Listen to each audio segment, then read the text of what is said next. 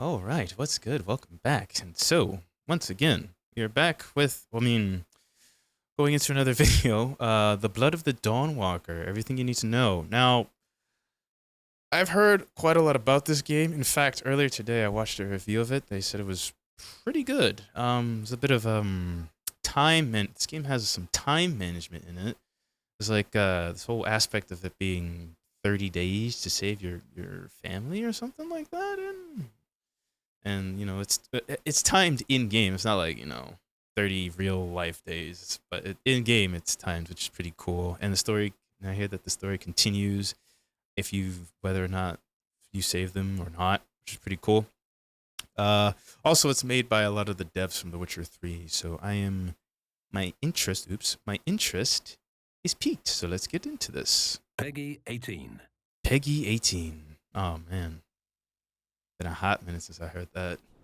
The Blood of Dawnwalker is a dark fantasy open-world action RPG set in 14th century Europe. Trying to piece together whose voice this is doing this. Sounds familiar. Oh.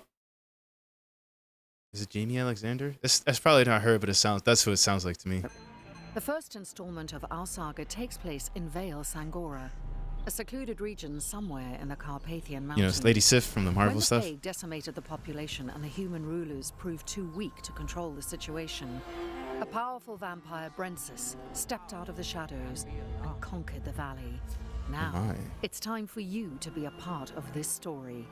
Welcome to the world of Dawnwalker. Brensis is an oppressive ruler.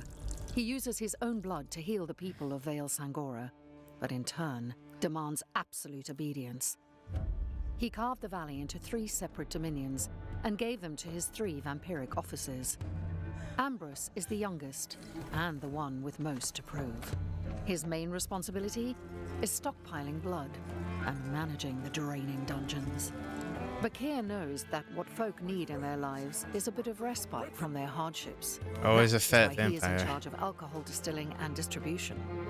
Still, he's not above using his inborn brutality to subjugate the population if need be. Xanthi is the one who creates the Blood Guards, the elite soldiers of the vampiric regime. Staying away from the limelight, she is a source of many rumors about dark rituals and mysterious disappearances.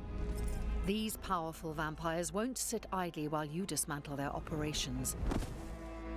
That one on the left kind of looks like Matt Smith. Vampires won't Sorry. sit idly while you dismantle their operations. With your every victory, Brensis' court will react with new edicts that will make Cohen's life a bit harder. But who is our protagonist exactly? You play as Cohen, a young man living under the vampiric regime.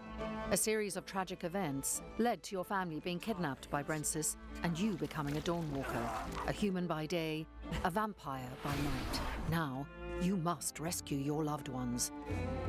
As a human, you can learn the dark secrets of witchcraft. This will hurt. Use your own blood to cast hexes that enable you to speak with the dead. I can't! For God's sake, I can't! Move faster, brave the astral plane, and bring pain to your enemies.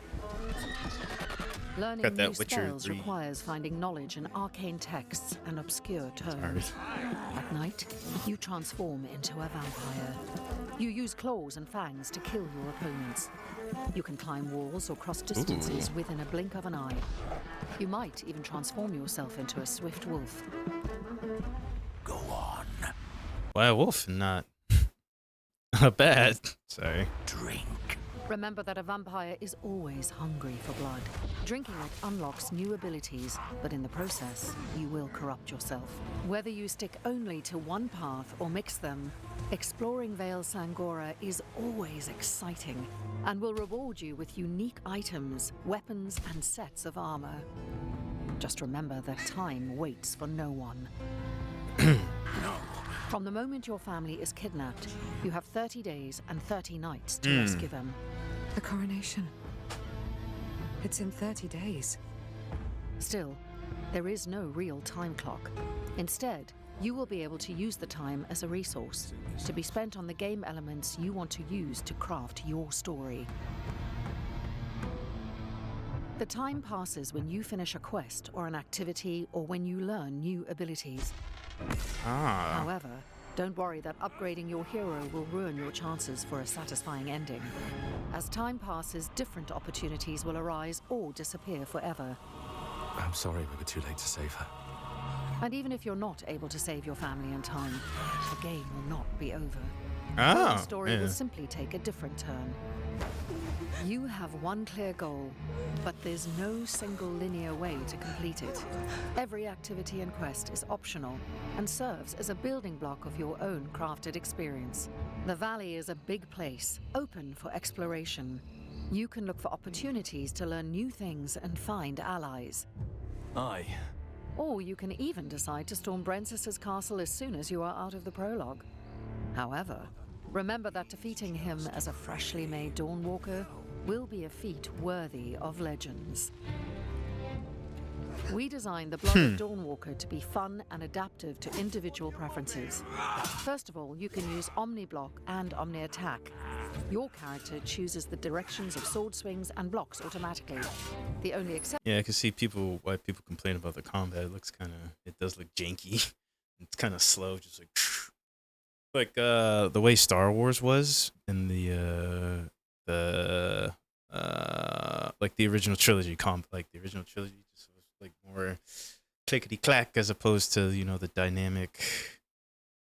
Except in here it's a lot slower than the click the it's more like the fight between Ben and Darth Vader in A New Hope. Just like that. There we go. Option to this are unblockable attacks, ones that can be only dodged. For those who prefer a more tactical approach, we offer directional combat, which involves observing your opponent's movements and reacting to them. It's about finding a certain rhythm and using it to defeat enemies. Whichever style you choose, active abilities are an integral part of combat. With them, you can deal more damage, heal yourself mid-combat, crowd control your enemies, or simply interrupt their attacks. All this is just a taste of what the Blood of Dawnwalker has to offer. Whether you roam through lush forests, a bustling city, treacherous swamps, caverns hiding long-forgotten mysteries, or mountain peaks, there is always something to discover. Damn. Carve your own path and shape your own story, while walking the thin line between your humanity and embracing your vampiric nature. The Blood of Dawnwalker is coming.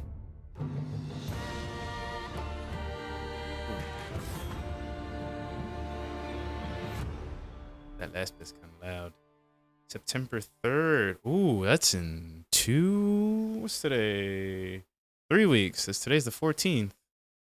Wow. A little bit of, almost 2 weeks. No.